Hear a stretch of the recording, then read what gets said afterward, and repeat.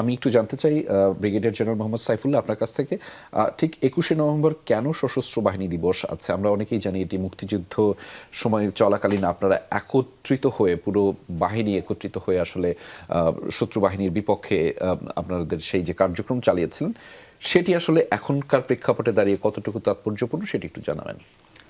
ধন্যবাদ যমুনা টেলিভিশনকে সশস্ত্র বাহিনী দিবস 2025 উপলক্ষে এই আলোচনা অনুষ্ঠানে আমাদেরকে আমন্ত্রণ জানানোর জন্য। আলোচনার শুরুতেই আমি বাংলাদেশ সেনাবাহিনী সম্মানিত সেনাবাহিনী প্রধান এবং সেনাবাহিনীর সকল সদস্যের পক্ষ থেকে দেশবাসীকে জানাতে চাই সশস্ত্র বাহিনী দিবসের অফুরন্ত শুভেচ্ছা।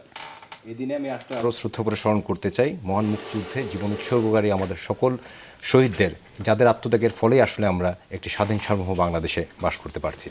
আপনি যে প্রশ্নটি করেছেন যে সশস্ত্র বাহিনী দিবসের অথবা 21শে নভেম্বরের তাৎপর্যটি কোন জায়গায় এবং বর্তমান সময়ে তার প্রাসঙ্গিকতা কী, আসলে একটি বিশেষ দিবস তাৎপর্যপূর্ণ হওয়ার পেছনে দুটি নিয়ামক থাকে। প্রথমত এটির ঐতিহাসিক প্রেক্ষাপট এবং দ্বিতীয়টি হচ্ছে এর সমসাময়িক প্রাসঙ্গিকতা। আমরা যদি এর একটু ঐতিহাসিক প্রেক্ষাপটের দিকে তাকাই, আমরা মহান মুক্তিযুদ্ধের ঘটনাপঞ্জির পরিক্রমণা যদি দেখতে চাই তাহলে আমরা দেখব যে 26শে মার্চের 1971-এ প্রথমে কিন্তু আমরা একটা প্রতিরোধ সংগ্রামের মধ্য দিয়ে আমাদের যুদ্ধটি শুরু করেছিলাম। প্রথমে বিভিন্ন জায়গায় তৎকালীন ইস্ট বেঙ্গল রেজিমেন্টের বিভিন্ন ব্যাটালিয়ন সমূহ বিচ্ছিন্নভাবে কিছু প্রতিরোধ সংগ্রাম গড়ে তুলেছিল। জি, এর পরবর্তীতে এটি একটি সাংগঠনিক রূপ পায়। আমাদের সম্পূর্ণ দেশটিকে 11টি সেক্টরে বিভক্ত করা হয়। পরবর্তীতে আমাদের নিয়মিত বাহিনীর মধ্য অংশ থেকে Z force, K force, S force নামে 3টি নিয়মিত ব্রিগেড গঠন করা হয়।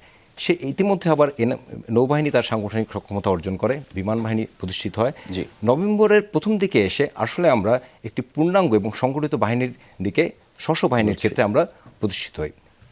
যেই দিবসটির কথা বলছি 21শে নভেম্বর, ওই সময় থেকে আসলে একটি সমন্বিত পরিকল্পনার মাধ্যমে সেনা, নৌ এবং বিমান বাহিনীর সমন্বিত সমর পরিকল্পনার মাধ্যমে বড় ধরনের অপারেশনগুলো শুরু হয়, যা আমাদের পরবর্তী 2 সপ্তাহের মধ্যে আমাদের চূড়ান্ত বিজয়ের দিকে অগ্রসর করে নিয়ে যায়।